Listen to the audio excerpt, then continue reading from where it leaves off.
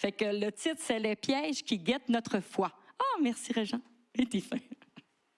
On a travaillé à deux parce que cette partie-là, toute la partie technique, c'est un petit peu difficile pour moi. Donc, je vais vous parler du livre des Hébreux. Le livre des Hébreux, on ne connaît pas nécessairement l'auteur. Il y a plusieurs noms qui ont sorti. Moi, je ris parce que le nom de Paul, Luc, Barnabas, Apollos, Silas, Philippe et Priscille. Parce que Priscille, elle a quand même suivi beaucoup Apollos et Paul. Donc, c'est quand même une bonne brochette de personnes qui ont pu... Oui, ça vient. Alléluia. Et puis, lorsque nous faisons la lecture de ces livres-là, on comprend que Jésus veut nous communiquer beaucoup de choses pour marcher dans la foi. Comment être chrétien, comment être disciple. Donc, ce matin, je vais vous entretenir du chapitre 12. Le chapitre 12, mais je vais vous mettre un petit peu en contexte avec le chapitre 11. Donc, le Seigneur va nous inspirer ce matin pour qu'on puisse découvrir les trésors cachés dans la parole de Dieu. Donc, je vais prier à ce niveau-là. Alléluia. Seigneur, merci. Merci, Jésus, que ton Saint-Esprit, en ce moment, est avec nous. Ça, c'est inégalable. On peut pas, même si nous, on t'oublie, toi, tu ne nous oublies pas. Tu es constamment avec nous, en nous. Et tout ce qu'on doit faire, c'est te laisser la place de nos pensées afin que tu imprègnes en nous ta pensée, Jésus. Viens ce matin nous révéler qu'est-ce qu'on lit régulièrement puis qu'on ne voit pas parce qu'on va à nos soucis, nos tracas, mais on doit grandir comme enfant, comme disciple. Et Seigneur, viens nous révéler ta parole au nom de Jésus. Amen. Donc, on va faire un petit aperçu de ce qui s'est passé avec les héros de la foi dans Hébreux 11. Hébreux 11 ont beaucoup parlé des héros, il n'y a pas de liaison, des héros de la foi. Donc, c'est spectaculaire parce que lorsqu'on lit ces héros de la foi, ça vient nous bouleverser. Nous, on n'a qu'à penser aujourd'hui, notre confinement. Hein? On est loin des héros de la foi. Et dans le temps des apôtres, lorsque les apôtres vivaient, ils étaient avec les Romains. Il y avait des soldats partout. Mais admettons qu'ils disaient qu'on n'est pas d'accord, nous, comme le confinement, on n'est pas d'accord avec ça, on ne suit pas les règles. Je ne pense pas que leur tête aurait resté sur leurs épaules. C'était la loi. Les Romains avaient imposé leur loi. Fait qu'il n'y a personne qui veut vivre une vie chrétienne de cette façon-là, avec des épreuves qui peuvent mener notre vie trépassée. Donc, le point 1, développons notre foi. On va laisser notre lecteur... On a inversé les rôles. Oui. Je ne sais pas si ça va être aussi bon, par exemple. Donc, Hébreux 11, verset 1. « Or, la foi, c'est la ferme assurance des choses qu'on espère, la démonstration de celles qu'on ne voit pas. » Amen. Amen. Alléluia. La foi, là, ce n'est pas une parole en l'air qui résonne bien à nos oreilles. C'est une espérance que le temps et les circonstances ne font pas sombrer. Peu importe ce qui se passe. La personne qui a la foi ne doit pas être ébranlée par tout ce qui bouge autour de nous. Malgré ce qui peut se venir comme foi, si la foi est basée sur Christ, elle sera affermie. Fait que, avec ce que je vais vous apporter, on va examiner chacun notre degré de foi par rapport à ceux qui nous ont précédés, par rapport à la situation qu'on vit en ce moment. On va y aller avec les foi des patriarches. Dans Hébreux 11, chapitre 11, versets 5-6. Donc, Hébreux, chapitre 11, versets 5-6. « C'est à cause de sa foi qu'Énoch a été enlevé pour échapper à la mort et qu'on ne l'a plus retrouvé parce que Dieu l'avait enlevé. Avant d'être enlevé, il avait en effet reçu le témoignage qu'il était agréable à Dieu. Or, sans la foi, il est impossible d'être agréable à Dieu, car il faut que celui qui s'approche de lui croie que Dieu existe et qu'il récompense ceux qui le cherchent. » Amen. Alléluia. Est-ce qu'on réalise quelle était la foi de Noé? Je vais vous remettre en contexte. C'est dans le temps avant le déluge. Et il y a des méchants sur la terre. Des méchants, que des méchants. C'est le temps des géants qui ne sont pas nécessairement gentils. Et comment la foi de Noé a-t-il persévéré? Moi, ça m'épate. Ça m'épate de voir que Énoch, c'est-à-dire, a été enlevé juste avant le déluge. Comment a-t-il fait pour garder sa foi? C'était beaucoup plus méchant qu'aujourd'hui. Nous, aujourd'hui, on trouve ça aberrant, ce qui se passe dans le monde. Enoch, puis je ne suis pas sûre qu'il était beaucoup. Parce que Dieu a détruit la terre. Dieu a détruit la terre, il a sauvé quelques justes. Nous, on est beaucoup de chrétiens quand même sur la surface de la terre. Merci Seigneur. Mais on doit prendre réalité qu'Enoch avait une foi. Essayons d'imiter la foi d'Enoch pour être trouvé agréable devant Dieu, pas agréable devant les hommes. C'est certain que Enoch ne devait pas être agréable devant les hommes, c'est sûr, sûr, sûr. Mais c'est à Dieu qu'il avait des comptes à rendre. Et il l'a fait. Il a été enlevé. Oh, moi, quand je lis ça, ça me touche énormément. Parce qu'Hébreux 11:6, il dit « Or, sans la foi, il est impossible d'être agréable à Dieu. » Et c'est ce que Enoch a fait. Nous, notre foi par rapport à ça, est où? Quelle sorte de foi qu'est-ce que je développe? La foi, ça s'échelonne sur une longue période indéterminée. Sommes-nous impatients lorsqu'un délai s'installe suite à une prière? Hein, on prie, puis on n'a pas répondu tout de suite. Quelle est notre réaction? Quelle est notre foi? Afin de valider notre foi, regardons le temps qui s'écoule entre la prière et la réponse. Si elle tarde, quelles sont nos réactions? Cherchons Dieu avec rigueur et attendons. Ensuite, il va nous répondre. On est rendu au point 1.2. Au-delà de la loi, Dieu a quelque chose de meilleur. De la foi, excusez. Ma langue a fourché. Hébreux 11, 39, 40 et 35b. Tous ceux-là, bien qu'ayant reçu un bon témoignage grâce à leur foi, n'ont pas obtenu ce qui leur était promis, car Dieu avait en vue quelque chose de meilleur pour nous. Ainsi, ils ne devaient pas parvenir sans nous à la perfection. Verset 35b. D'autres ont été torturés, n'ont pas accepté de délivrance, afin d'obtenir une meilleure résurrection. Oh, c'est des versets assez spectaculaires. Ils n'ont pas eu la réponse de leur vivant. Dieu avait quelque chose de meilleur. Nous, très souvent, le Seigneur ne répond pas à notre prière maintenant, puis « Oh, ça ne marche pas, puis j'ai pas la foi. » Puis, il y en a qui sont morts, puis ils n'ont pas vu arriver la réponse. On a juste à penser à Abraham. Dieu a promis, il avait 99 ans, 100 ans quand il y a eu Isaac. Il attendait la promesse. Il est mort. Il a cru, il avait la foi en Dieu, mais il est mort sans la voir. Alléluia. Puis quand on lit ces patriarches qui sont tous morts, l'auteur du livre les énumère un après l'autre. C'est dur à lire.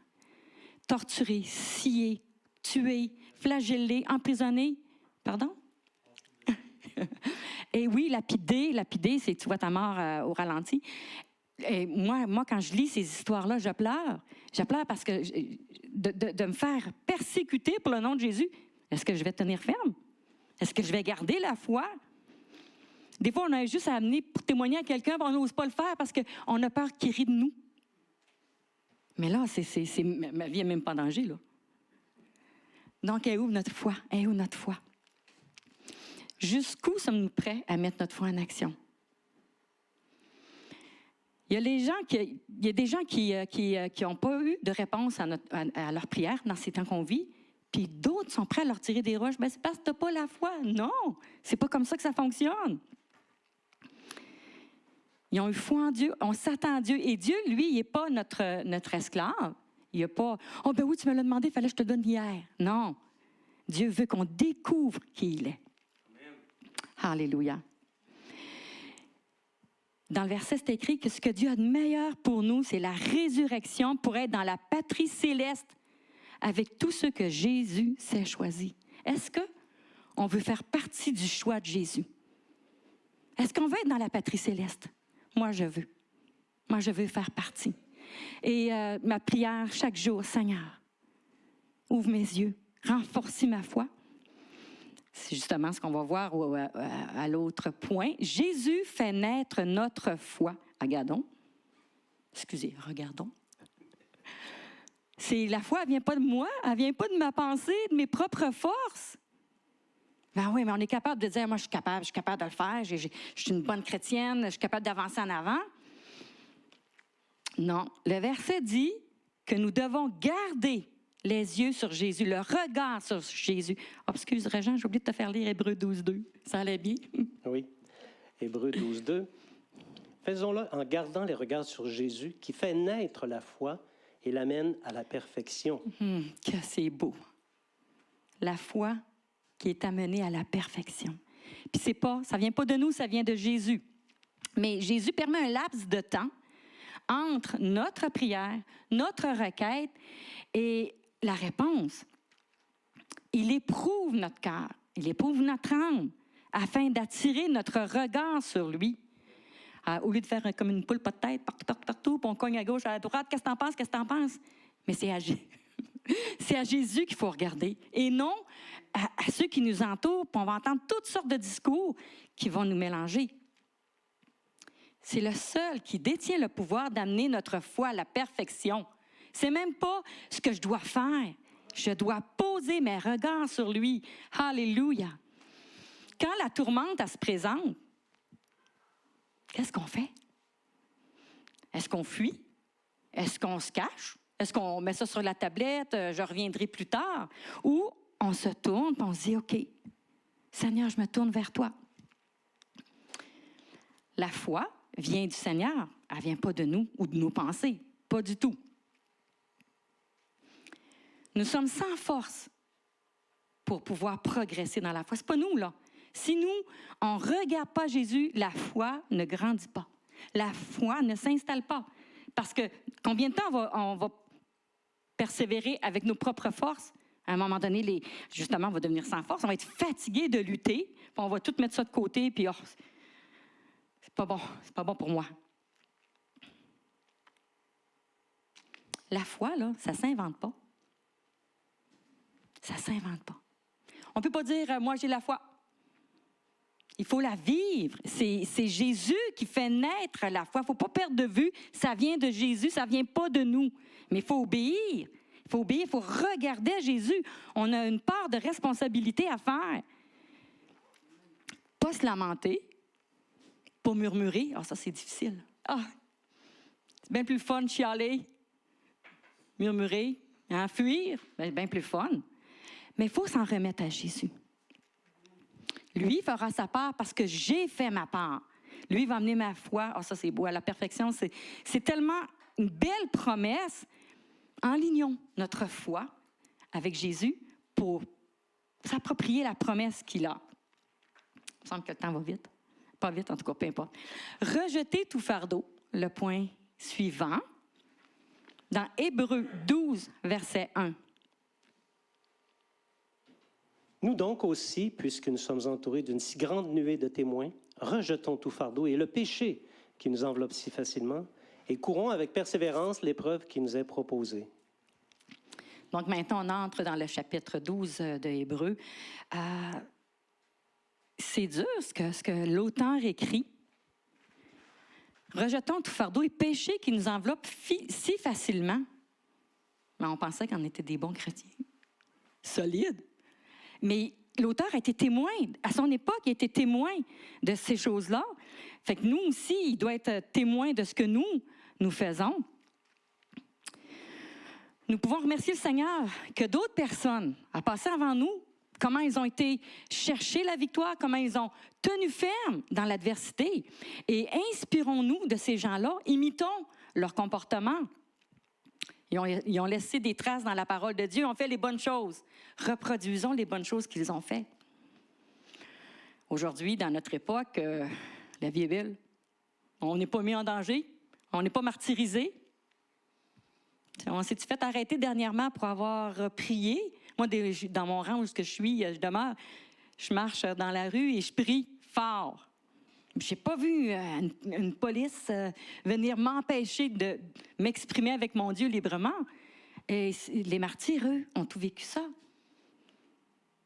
Soyons libres d'exprimer notre foi. Alléluia. Merci Jésus. En ce moment, beaucoup de commentaires positif, négatif, lamentation sur ce qu'on vit, hein, le confinement. On a tellement entendu parler du confinement, on vient comme fatigué de la pandémie. Mais, puis en plus, beaucoup de gens émettent leur opinion. Moi, je pense. Un tel dit vrai, un autre dit vrai.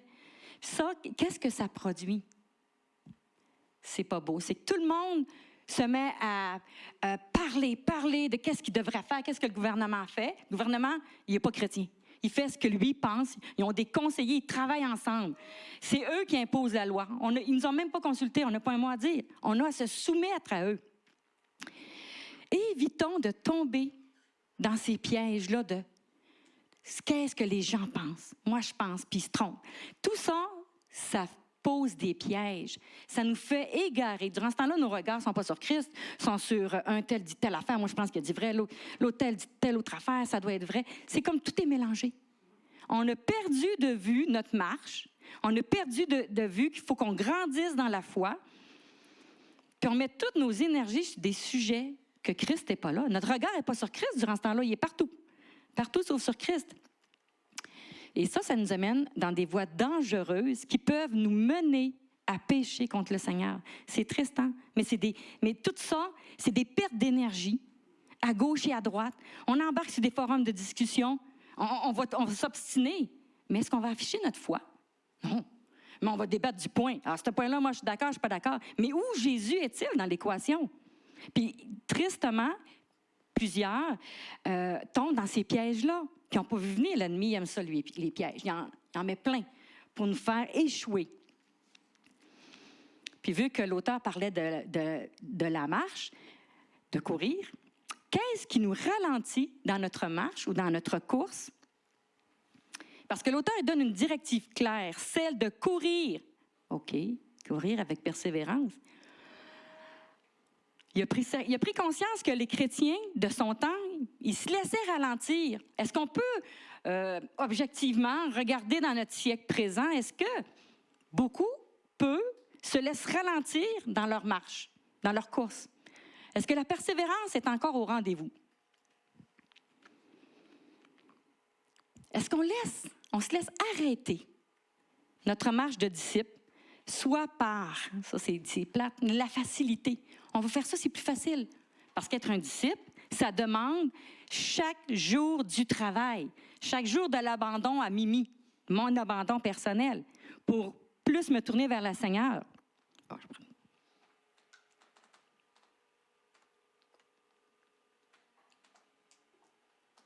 Alléluia. Amen. Est-ce que le poids du fardeau me fait ralentir, voire arrêter? Ah, le fardeau est trop gros. Puis là, on a oublié de le donner à Jésus. On a oublié tout ça. Hein? Puis là, on regarde autour de nous. Tout le monde a un beau sourire et que ça va bien dans leur vie, surtout dans le monde. Ils n'ont pas l'air d'avoir de soucis dans le monde. Mais non. Il faut regarder à Jésus, prendre notre fardeau et lui donner. Et au lieu que le fardeau arrête notre course dans la persévérance. Puis des fois, sans nous en rendre compte, parce qu'on est atterré par le fardeau, par toutes sortes de situations, on met sur pause, on met notre vie sur pause, comme s'il y avait une pause spirituelle à quelque part. On met une vie sur pause, ça va se régler le temps. Le temps va régler les choses. Mais non, ça serait trop facile. Est-ce qu'on veut l'éviter? Aller voir quelqu'un qui pense comme nous, demander un petit conseil, me dire « je suis correct, là, je suis allé à la bonne place, j'ai fait les bons choix ». Non, non. Seul Jésus possède la clé pour nous dans nos solutions. Amen. Et il n'y a pas de raccourci dans la vie chrétienne. Il n'y en a pas. On ne peut pas partir de la maternelle à l'université ou de l'université à la maternelle. On doit progresser. On va le voir plus tard. Il y a une progression. Dans tout ça, Dieu nous laisse libres. Dieu nous laisse libres. C'est merveilleux, là. Il faut qu'il ait confiance en nous. Il nous laisse libres. Et même, il nous sensibilise à poser les bons gestes. Mais de notre liberté, qu'est-ce qu'on doit choisir? De marcher avec Christ. Lui nous accompagne et peu importe ce qu'on va vivre, nous ne sommes pas seuls. Jésus est avec nous. Parce qu'aujourd'hui, on ne peut pas se le cacher, on vit dans une société de liberté. La liberté partout. J'ai des droits, j'ai des droits, j'ai des droits. Et cette liberté que la société nous offre avec tous les enseignements qu'ils font partout, c'est une liberté qui est fausse et mensongère. Et plus que ça, si on l'écoute, elle déforme notre compréhension des ordonnances de Dieu. Tout d'un coup, les ordonnances de Dieu ne veulent plus dire la même chose. Parce qu'on a été infectés par cette fausse liberté. Prenons garde de ne pas sombrer dans la séduction de cette liberté, parce que ça a l'air tellement beau de voir les autres. Puis on pense qu'on est tout seul avec notre fardeau, notre épreuve, on pense qu'on est tout seul malheureux. Même des fois, il peut y avoir des courants de pensée qu'on entend. Moi, je l'ai entendu, et il faut renverser ça, qu'un chrétien ne devrait pas souffrir, qu'un chrétien ne devrait pas être malade, puis il ne devrait pas être pauvre. Mais ce sont encore de faux enseignements. Il faut revenir à la parole de Dieu. Et qu'est-ce que la parole de Dieu dit? Moi, j'ai connaissance que nos patriarches, je ne me souviens plus laquelle, Isaac est mort aveugle. Élisée est mort de la maladie de laquelle il était atteint. Et Jérémie souffrait de faim. Il avait juste un morceau de pain chaque jour avec un verre d'eau. Et ce sont tous des serviteurs de l'Éternel. C'est pas parce qu'on vit une épreuve pécuniairement, financièrement ou pour un instant qu'on a de la difficulté avec quelque chose qu'on n'a pas la foi. Oui, on est encore enfant de Dieu. Ne nous laissons pas détourner par des mensonges. On va prendre la parole de Dieu pour écraser mon frère, ma sœur à côté. Non. Amen. Fait que choisissons la bonne liberté, celle qui nous libère du mensonge, parce que ce sont des mensonges déguisés avec la parole de Dieu. Choisissons la liberté qui nous fait grandir. Notre but, c'est de ne pas stagner, progresser dans la foi afin qu'elle soit parfaite. Alléluia. Ah oui, Jésus. On va passer à l'autre point. Jésus nous donne un bel exemple à imiter. Fait qu'on va regarder dans Hébreux 12, verset 2, B, 3. Hébreux 12, 2, B, 3. En échange de la joie qui lui était réservée, il a souffert la croix en méprisant la honte qui s'y attachait, et il s'est assis à la droite du trône de Dieu. Pensez en effet à celui qui a supporté une telle opposition contre lui de la part des pécheurs, afin de ne pas vous laisser abattre par le découragement. Alléluia. Merci, Jésus. Des fois, on vit des situations de honte. Quel est notre comportement lorsqu'on vit ces situations-là? Est-ce qu'on voudrait se sauver, se cacher? C'est des bonnes questions à se poser. Mais dans le verset, on peut au moins avoir un point de repère. Jésus a méprisé la honte. Il a pris une position. Et dans sa prise de position, Dieu est venu le fortifier durant cette période de honte. Donc, quand on vit une période de honte, prenons cette situation-là, Jésus, refusons, méprisons la honte, et Dieu va venir nous rencontrer. Et ce qui est merveilleux dans la suite du verset, c'est que Dieu est allé jusqu'à faire asseoir Jésus à côté de son trône de gloire. Méprisons la honte pour pouvoir avoir la même position que Jésus a. Amen. Ça, c'est un bel encouragement. N'esquivons pas la situation de honte, au contraire. Parce que Dieu est avec Jésus, bien Jésus est avec nous. Il a passé par là, il sait par où nous passons. Dans le verset, il parle de la joie parfaite. Est-ce qu'on peut s'imaginer aujourd'hui être dans une joie parfaite? C'est difficile, hein? On a tous nos soucis, nos tracas, les épreuves, la loi, le confinement, le couvre-feu. On a tout ça. Est-ce qu'on peut vivre dans une joie parfaite? Alors, à partir de 9h30. Mais c'est ça. Admettons que ce soit possible. Qui pourrait venir déranger notre foi parfaite, notre joie parfaite? Qui pourrait venir déranger? Hein? On n'ouvrirait pas la porte à un méchant, sûrement pas. Hey, cette joie-là que personne ne peut m'apporter, que j'ai, n'est pas me la voler. Bien, Jésus l'a fait. Jésus a quitté sa joie parfaite pour venir prendre notre place de misérable que nous étions avant de le connaître. Il a quitté cette joie. Il l'a fait. Moi, des fois, quand je suis fatiguée, je ne veux pas que personne me parle. Mais je ne sais même pas si c'est pas la joie, là, c'est la fatigue. Et mais lui, il a quitté cette joie parfaite avec son Père. Alléluia. Il nous montre, il nous enseigne les bons gestes à poser. Alléluia. Merci Seigneur. Hébreux 12, verset 4. Vous n'avez pas encore résisté jusqu'au sang dans votre combat contre le péché. Hé, quelle sorte de verset que c'est écrit?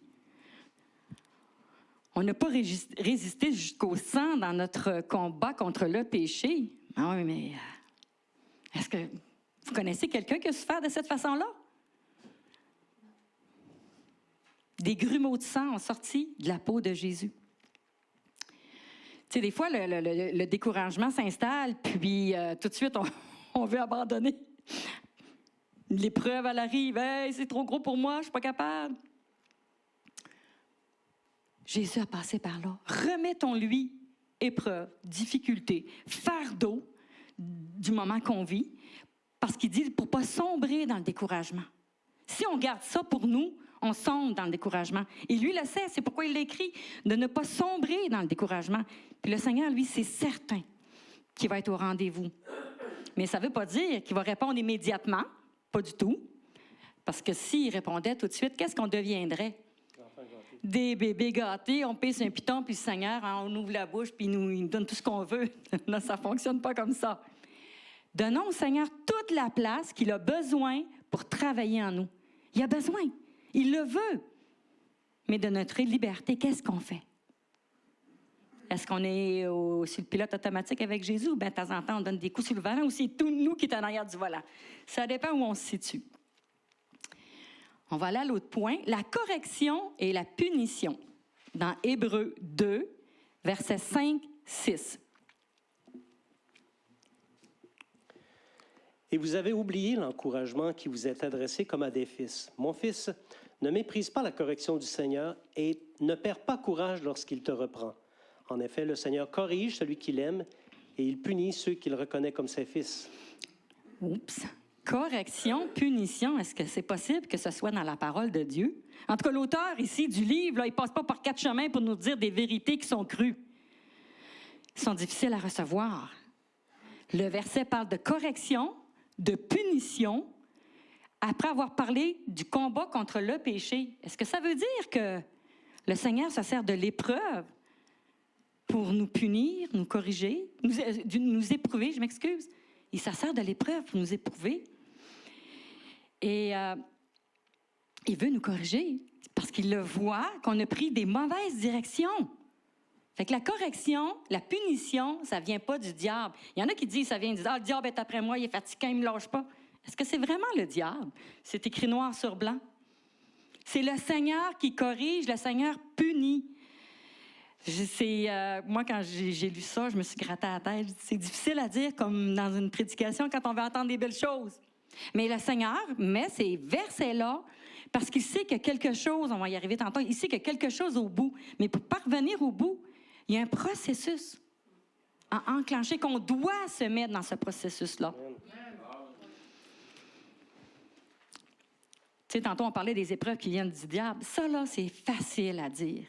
Mais en même temps, les gens qui disent ça, pas toujours, mais des fois, ça ressemble à de la justification de leur part, parce qu'ils ne sont pas alignés sur la parole de Dieu, ils ont fait des choses pas correctes. Donc, ils fuient leur responsabilité.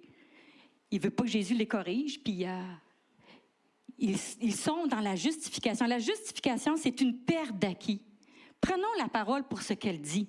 Elle dit des vérités qu'on se les approprie.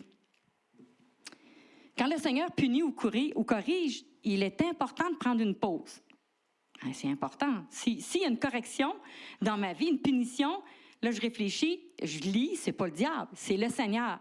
Mais pourquoi je suis corrigée? Pourquoi je suis punie? Il faut prendre une pause et se dire, qu'est-ce qui m'arrive?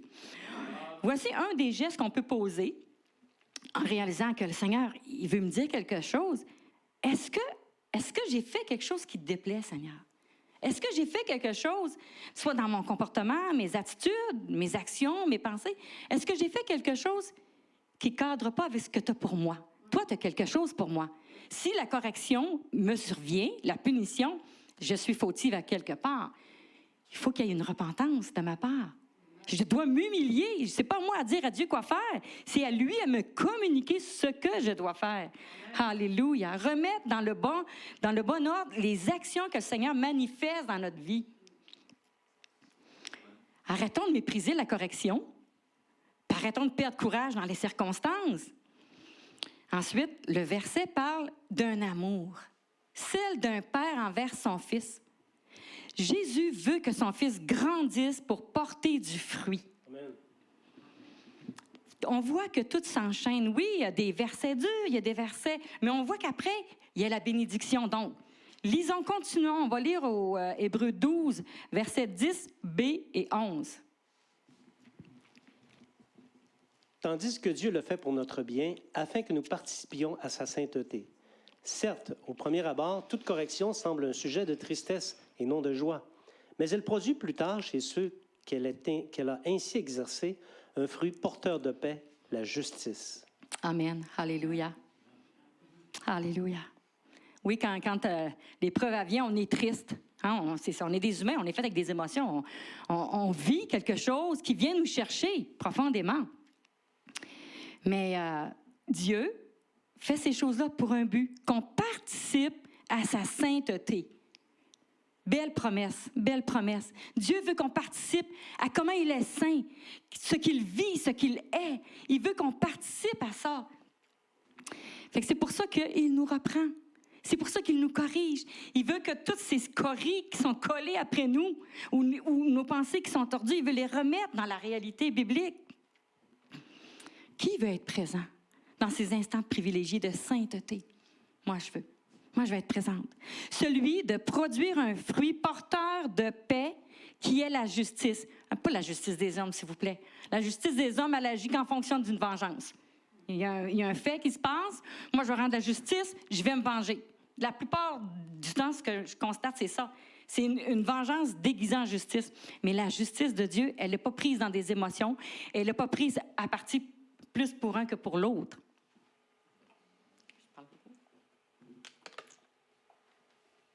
On va se mettre dans la bouche. Ça vaut la peine de passer dans le collimateur de la correction de Dieu envers son enfant. Tous, nous voulons vivre la promesse, la sainteté, le royaume, être présent. Donc, pour avoir accès à ça, recevoir les instructions du Seigneur dans l'autre point. La Bible, c'est plaisant, la Bible, elle contient des bénédictions et on les veut toutes. On veut toutes s'approprier les bénédictions. Parce que ce qui vient de Dieu est bon. Mais il y a un apprentissage de notre part. L'Éternel nous donne des ordres. Ensuite vient la bénédiction. On exécute les ordres, on obéit, Dieu bénit. Mais il y a l'autre pendant, la malédiction. La Bible, elle contient aussi la malédiction. C'est difficile dans la bouche d'un enfant de Dieu parler de malédiction parce qu'on veut pas entendre ces mots-là qui sont gros. Puis surtout que ça ne fait pas notre affaire, ça fait pas notre affaire. Mais quand est-ce que vient la malédiction? Elle survient suite à des désobéissances vis-à-vis les ordonnances de l'Éternel. On va lire dans Hébreux 12, verset 25. Faites attention. Ne refusez pas d'écouter celui qui parle. En effet, les hommes qui ont rejeté celui qui les avertissait sur la terre n'en ont pas réchappé. Combien moins échapperons-nous si nous nous détournons de celui qui parle du haut du ciel? Quel passage lourd de conséquences. Oui, ouch, ouch. L'auteur nous avertit sévèrement des conséquences terribles si nous nous détournons de sa parole. Autrement dit, être disciple, ça l'exige un travail chaque jour de notre part. Ça l'exige des actes d'obéissance. On n'aimerait pas que l'auteur de la parole nous interpelle puis nous fasse des reproches. Plus loin, la parole mentionne à l'autre point que nous sommes faibles. Dans Hébreux 12, je pense que ça devait être 12, 13. C'est ça, Hébreux 12, 13. J'ai écrit 1, mais c'est 12. Fortifiez donc vos mains défaillantes et vos genoux flageolants. Et faites des voies droites pour vos pieds, afin que ce qui est boiteux ne démette pas, mais plutôt soit guéri. Alléluia. L'auteur ici il a été témoin des chrétiens qui vacillaient dans leur foi. Il a voulu les stimuler, leur expliquant comment se reprendre. Parce que oui, on voit des gens qui trébuchent dans les épreuves, dans les combats. On n'est pas là pour les regarder, puis, mais là, ce qu'il fait là, pourquoi il ne se relève pas? Là, Jésus est avec lui. Non! La parole regorge d'instructions pour nous encourager comment se reprendre. Puis là, il nous le dit, là, nos mains sont défaillantes, nos genoux flagellent. Flagellent, en tout cas, c'est un drôle de nom. On doit s'examiner, mes frères, mes sœurs. Ça fait partie de la vie du disciple. S'examiner consciencieusement. Voici quelques questions. C'est libre à vous, mais si on veut répondre à ce verset-là, qui est quand même assez spécial. Quelles sont les bases de ma foi? Est-ce que les bases de ma foi sont assez solides pour que je puisse remettre mes mains à la bonne place, remettre mes genoux à la bonne place? Est-ce que je suis en train de défaillir puis je ne m'en rends pas compte? Parce que mes regards sont plus sur Jésus. Est-ce que mes faits et gestes comme chrétien sont-ils en harmonie avec les Écritures? Ah, peut-être qu'ils sont en harmonie avec mon frère, ma sœur à côté, mais est-ce qu'ils sont en harmonie avec les Écritures? C'est qui notre point de départ? C'est-tu la parole ou c'est les autres autour de nous? Ensuite, l'auteur attire notre attention sur les voies droites où nous devons nous diriger. On peut comprendre que si on marche avec notre intelligence, nos pensées propres, il y a un risque que notre vie chrétienne devienne boiteuse. Et lui nous dit comment faire pour ne pas prendre ce chemin-là. Alignons notre conduite, alignons nos pensées avec la parole de Dieu. C'est assez les justifications. Ben là, c'est parce que tu ne comprends pas. Ben non, mais je suis correct. Non. Les parce que puis les pourquoi, c'est assez. Ne régressons plus afin de ne pas subir le même sort que ceux qui ont refusé d'écouter l'auteur de celui qui parle, c'est-à-dire Jésus. La conséquence est lourde. Nous ne voulons sûrement pas être privés de la présence de Dieu. Ça serait un malheur. Et quand j'ai lu ce verset-là, c'est dans la parole de Dieu, donc je dois veiller sur mon âme, sur mes pensées, ma pensée propre. Colmater les brèches, colmater les fuites, pour pas que l'ennemi vienne me séduire.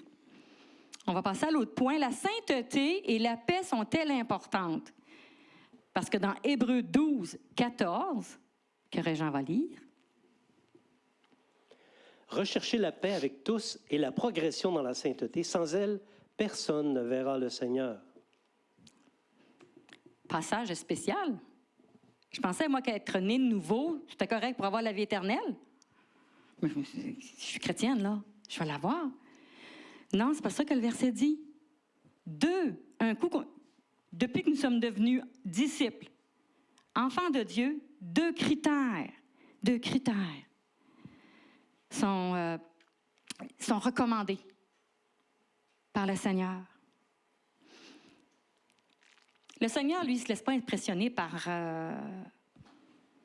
nos discours. Il ne se laisse pas acheter.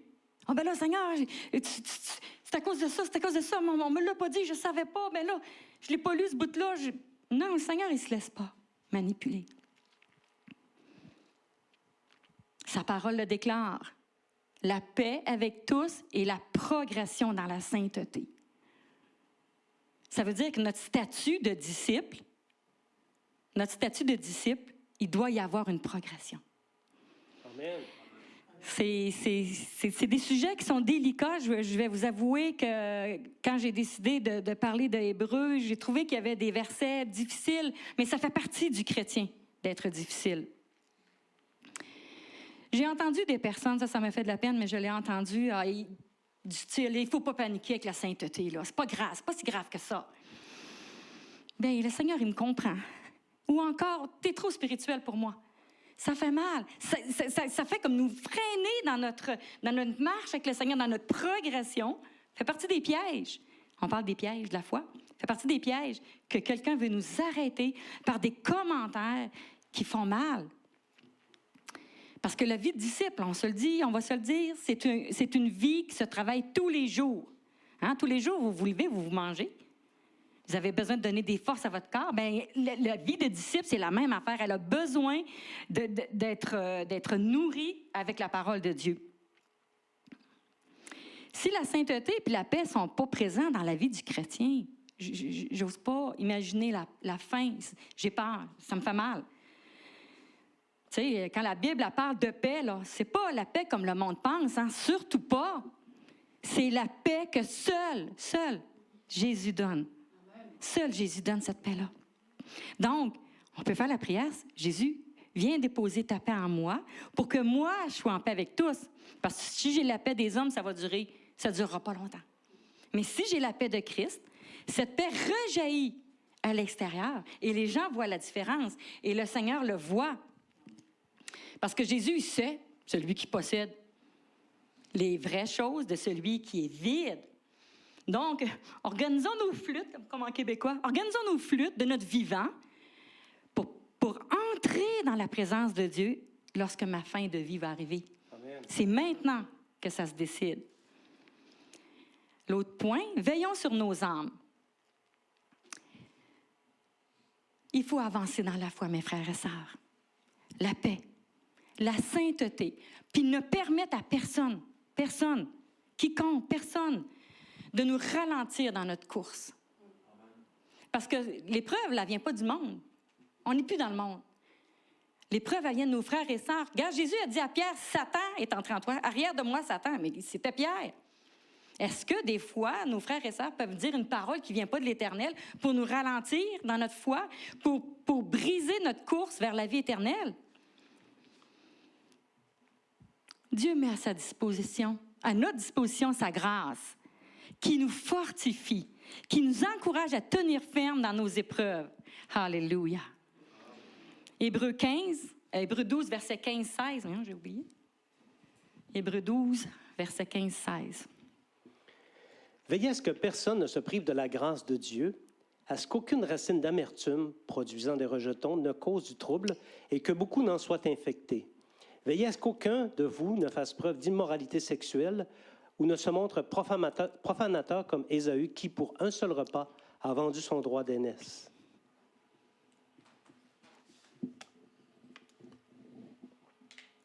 Dans ce passage, l'auteur donne l'ordre de 3 aspects. Veillez sur 3 aspects que nous devons mettre en pratique. Le premier point, c'est de ne pas se priver de la grâce de Dieu. Jésus nous accorde des faveurs que nous ne méritons pas. C'est une aide surnaturelle qu'il nous donne par amour. Et il nous aime. Il veut nous donner des faveurs qu'on ne mérite pas. Alléluia. Ensuite, il enchaîne avec l'amertume. L'amertume. Prenons garde de ne pas ressasser l'injustice, la colère, le non-pardon, toutes ces choses similaires à la vengeance.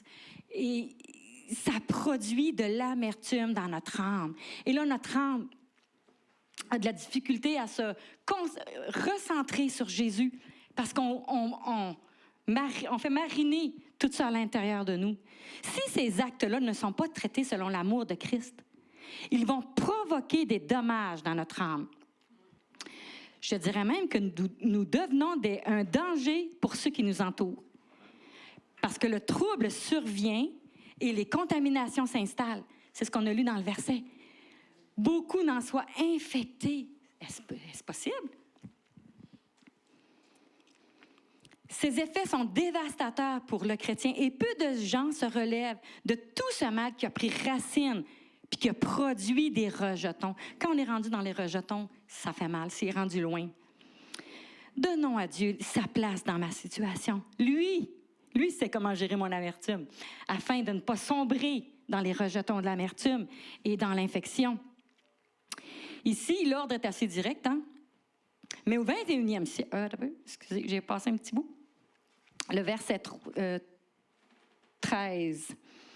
Veillez à ce qu'aucun de vous ne fasse preuve d'immoralité sexuelle. Excusez-moi. Oui.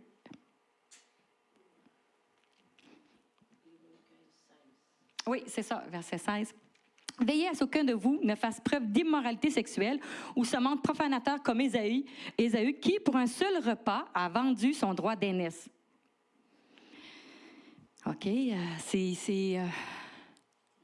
l'auteur, il parle cru, hein? Il parle franc, l'auteur.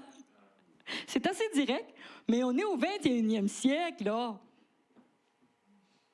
Mais la parole, elle ne change pas, elle. Il n'y a pas de mode. Dieu n'est pas à la mode, il n'est pas in. Non, la parole de Dieu ne change pas. Elle est toujours la même. Pas d'immoralité sexuelle, pas de profanation. Mais tous ici, on connaît un peu la définition de l'immoralité sexuelle. Mais on va y aller pour la profanation. Personne qui profane ou souille un lieu sacré ou un objet sacré. Dieu avait déclaré au patriarche que le droit d'aînesse, c'est sacré. Mais Ésaü, le verset dit qu'il y a eu du mépris pour le précieux don qui venait de Dieu. Faisons attention dans nos discours. N'ouvrons pas de porte au diable, ni à notre âme, en ce qui concerne ce que Dieu a déclaré pur et saint. Amen. Ésaü, là, quand il a réalisé, des années plus tard, que c'était vrai, il a perdu son droit d'aînesse, c'est vrai, il ne l'a plus, là. Il a pleuré. Un homme, un monsieur, là, assez âgé, il a pleuré, il a tout fait, ses mains, je lui ai demandé pardon.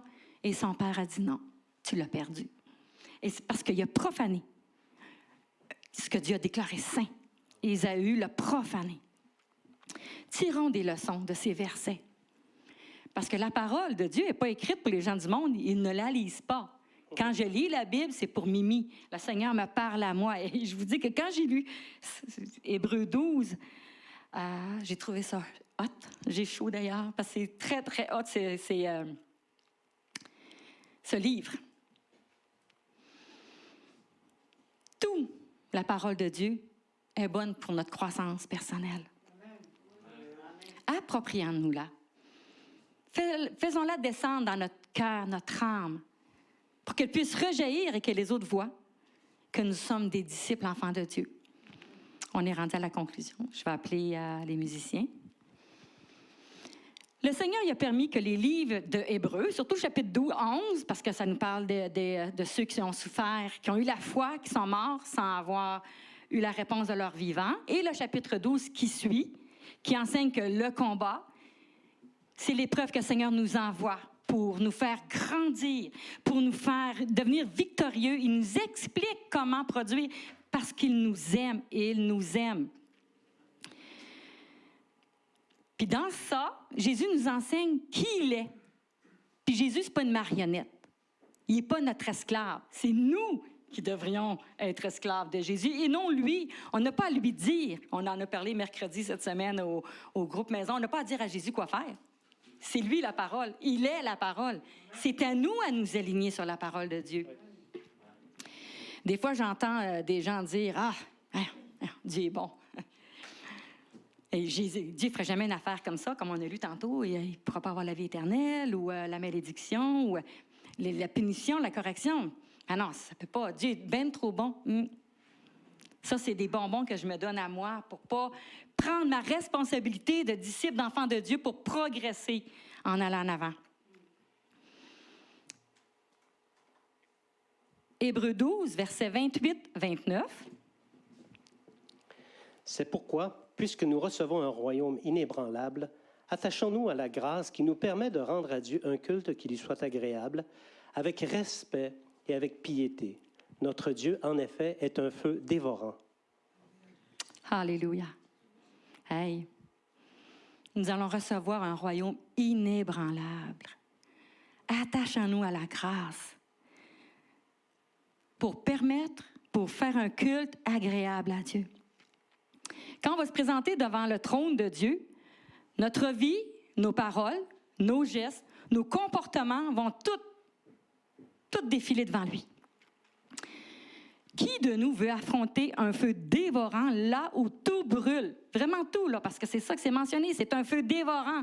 Il va dévorer tout ce qu'on va avoir fait. Moi, je veux régler ça ici, pas l'autre côté, parce que oui, je vais avoir chaud, c'est le cas de le dire. Parce qu'à ce moment-là, il va être trop tard. trop tard pour amender notre conduite. C'est maintenant. Quand je lis la parole de Dieu, une crainte s'empare de moi. Parce que je n'ai pas le droit de faire n'importe quoi, je n'ai pas le droit de dire n'importe quoi. Je dois m'aligner avec ce que les Écritures disent. Oui, on vit dans une société de droit. On en entend tellement parler. C'est ton droit, c'est ton droit. T'as le droit, t'as le droit. T'as le droit de pas venir à l'église, c'est pas grave. T'as le droit de pas prier, c'est ton affaire. T'as le droit.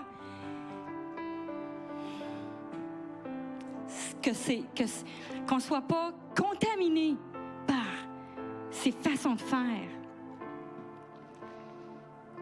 Le Seigneur nous aime. Il ne nous laisse pas orphelins quand l'adversité vient pour nous renverser. Il nous donne son Saint-Esprit.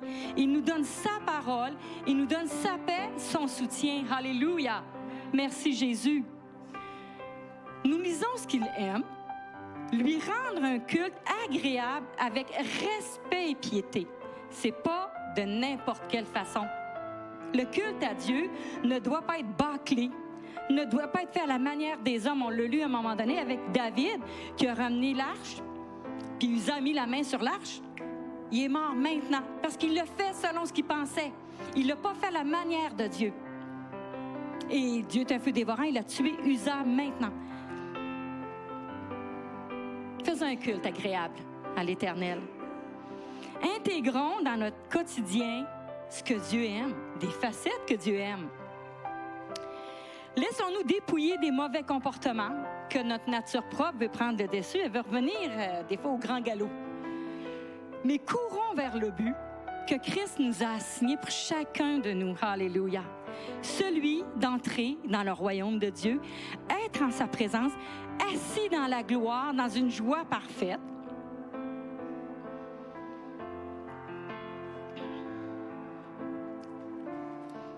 L'autre côté, il va y avoir de l'ouvrage. Un coup qu'on va être dans la présence de Dieu, on en a Régent souvent apporté, être dans la parole de Dieu. Qu'est-ce qui va se passer de l'autre côté? On va être des gouverneurs de ville, on va prendre soin de gens, on va enseigner les survivants. Donc, préparons maintenant pour pouvoir accomplir ces tâches que le Seigneur réserve, ces récompenses que le Seigneur va nous donner par amour. Aujourd'hui, dans le confinement, on n'est pas persécuté, on n'est pas arrêté, on n'est pas torturé. On est libre, malgré des petites mesures sanitaires. C'est léger, ça, si on regarde ce que les apôtres vivaient. Ils témoignaient, puis la cohorte romaine arrivait, puis tout de suite, ils ne pouvaient même pas dire un mot. Ils étaient enfermés, prisonniers. Et l'auteur finit en disant, au chapitre 13, 1, tout de suite après Hébreux 12.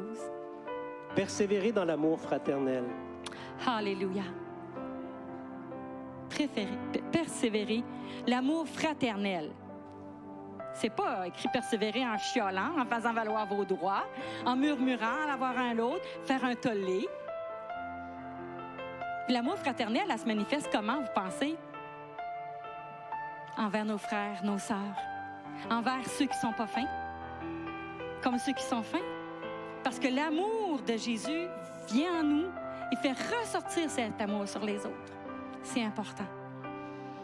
Fait que ce matin, j'espère que vous êtes encouragés et non découragés. Prenons pas le livre de Hébreux pour prendre une lourdeur, je m'en sortirai jamais. Au contraire, c'est libérateur. Je n'ai pas tout lu les versets parce qu'il aurait fallu peut-être 3 prédications. J'ai livré les plus importantes. Mais c'est mentionné que Jésus nous aime tellement, tellement. Il nous corrige parce qu'il nous aime. Alléluia. Il veut qu'on entre dans sa gloire. Mettons nos efforts. Mettons nos efforts. Ça vaut le prix. Ça vaut le prix. Parce que ceux qui refusent Christ paient un prix. Ils sont privés de l'éternité. Ils sont dans un lieu de souffrance. Acceptons de payer le prix, d'être dépouillés de nos petites bébites personnelles. La petite Mimi, là, des fois, qui veut ressortir. Alléluia. Fait que je vais prier. Je vais prier pour que vous soyez encouragés, persévérez, que le Seigneur vous montre les pièges qui guettent notre foi, afin de ne pas nous laisser ralentir dans notre course, persévérer